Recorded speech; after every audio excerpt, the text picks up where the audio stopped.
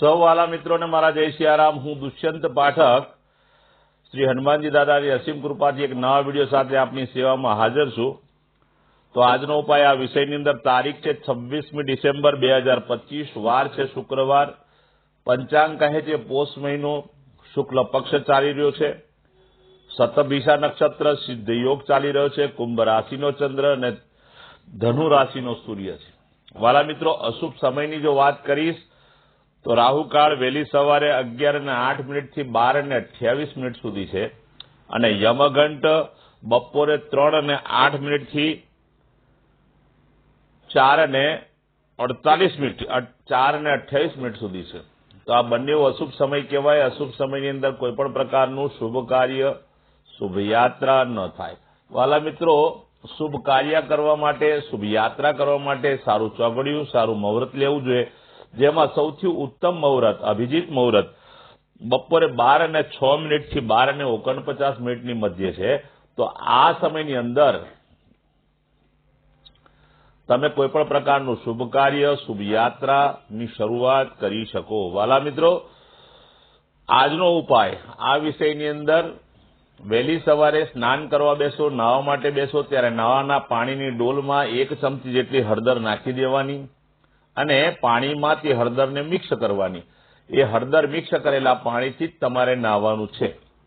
એમાં તમે ચોખ્ખું પાણી ઉમેરી શકો, સાબુ શેમ્પૂનો ઉપયોગ પણ કરી શકો। વાલા મિત્રો, સ્નાન થઈ જાય ત્યાર પછી તમારે સૌ પ્રથમ તો તમારા શરીર ઉપર એટલે કે તમારા કપડાની અંદર સ્પ્રે અથવા સેન્ટ અથવા અત્તર એનો ઉપયોગ કરવાનો। તમારી પાસે સેન્ટ હોય તો સેન્ટ, અત્તર હોય તો અત્તર, સ્પ્રે હોય તો સ્પ્રે મારવાનો છે પોતાના કપડા પર।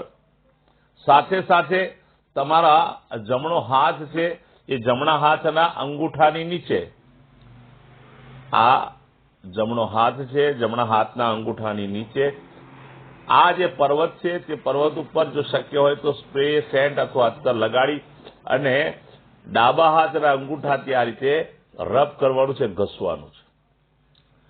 આ કાર્ય થઈ જાય। તમારી પાસે સફેદ ચંદન હોય તો કપાળની અંદર સફેદ ચંદનનું તિલક કરવાનું છે, નાભી પર પણ તિલક કરવાનું છે। વાલા મિત્રો, આટલું કાર્ય થઈ જાય ત્યાર પછી સીધા સંધ્યાકાળે પશ્ચિમ દિશા તરફનું મુખ રાખવાનું, એક હનુમાન ચાલીસા, કાગભૂષણની રામાયણજીનો પાઠ શ્રી હનુમાનજી દાદાને અર્પણ કરવાનો। રાત્રે સૂતા પહેલા પોતાની જ પથારીમાં બેસવાનું, પલાઠી વાળવાની છે અને ત્યાર પછી ઓમ કૃષ્ણાય વાસુદેવાય હરે પરમાત્મને પ્રણત ક્લેશનાશાય ગોવિંદાય નમો નમઃ આ મંત્ર યથાશક્તિ જપી જવાનો છે।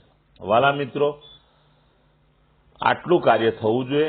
આજનો ઉપાય અહીં પૂરો થાય છે। ત્યાર પછી જેનો જન્મદિવસ 26મી ડિસેમ્બર 2025 અને શુક્રવારના દિવસે છે તેવા બધા જ મારા વાલા મિત્રોએ મેં કહ્યું તે પ્રમાણે સ્નાન કરવાનું, પોતાના જે કપડા છે એના પર સેન્ટ, સ્પ્રે અથવા અત્તરનો ઉપયોગ કરવાનો અને ત્યાર પછી સંધ્યાકાળ થાય તે પહેલા નાના નાના બાળકોને પતાસા અથવા કોઈ પણ ગળી વસ્તુ એ નાના નાના બાળકોમાં વેચવાની છે। ગૌશાળામાં જવાનું, ગાયોને ઘાસનું દાન આપવાનું અને કોઈ પણ દેવ મંદિરમાં ઘીનું દાન કરવાનું। બસ આટલું જ કરવાનું છે। આખું વર્ષ તમારું સુંદર રીતે પસાર થશે। વાલા મિત્રો, જેની મેરેજ એનિવર્સરી 26મી ડિસેમ્બર 2025 શુક્રવારે છે તેવા વાલા મિત્રોએ સવારે સ્નાન કરવાનું। સ્નાન કર્યા પછી પોતાના માતા પિતાના ચરણ સ્પર્શ કરી આશીર્વાદ લેવાના। ત્યાર પછી કોઈ પણ અનાથાશ્રમમાં અથવા વૃદ્ધાશ્રમમાં, કોઈ પણ દેવ મંદિરે, કોઈ પણ જરૂરિયાતમંદ વ્યક્તિને અથવા બ્રાહ્મણને ચોખા અને ઘીનું દાન આપવાનું છે। સાથે સાથે ખાંડનું દાન આપવાનું છે। બરાબર સમજી લેજો, ખાંડ, ચોખા અને ઘી આ 3 વસ્તુનું તમારે દાન આપવાનું છે। વાલા મિત્રો, ગૌશાળામાં પણ જવાનું, ગાયોને ગોળ ખવડાવવાનો છે અથવા ઘાસનું દાન આપવાનું, બેમાંથી ગમે તે કરી લો। આખું વર્ષ પતિ પત્નીનું બહુ સુંદર રીતે, સારી રીતે પસાર થશે। તો વાલા મિત્રો, મારા બધા જ વિડીયો યુટ્યુબ પર હોય છે, ફેસબુક પર હોય છે, ઇન્સ્ટાગ્રામ પર હોય છે। મારી ચેનલનું નામ છે દુષ્યંત પાઠક। મારી ચેનલને સબસ્ક્રાઇબ કરો, બેલ આઇકન દબાવજો, જેનાથી જ્યારે જ્યારે હું વિડીયો મૂકીશ તરત જ તમારા ફોન ઉપર નોટિફિકેશન આવી જશે અને તમે મારા વિડીયોને તરત જ જોઈ શકશો. વાલા મિત્રો, મારા ફેસબુકનું નામ છે દુષ્યંત પાઠક. એને ફોલો કરજો, લાઇક કરજો અને મારા વિડીયોને શેર કરજો. તો વાલા મિત્રો, નવા વિડીયોમાં ફરીથી મળીશું. આપ સૌને મારા જય સિયારામ.